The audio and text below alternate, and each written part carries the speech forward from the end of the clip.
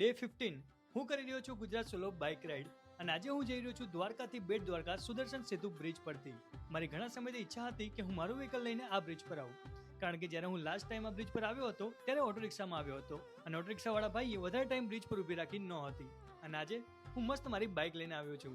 એટલે થોડી વાર હું ત્યાં ઊભો રહ્યો, મસ્ત મજાની ફોટોગ્રાફી અને વિડીયોગ્રાફી કરી અને પછી હું ત્યાંથી આવી ગયો મારી કેમ્પ સાઇટ પર, જ્યાં હું 2 દિવસ રોકાવાનો છું. પછી હું ફ્રેશ થઈ ગયો અને આવી ગયો દર્શન કરવા માટે.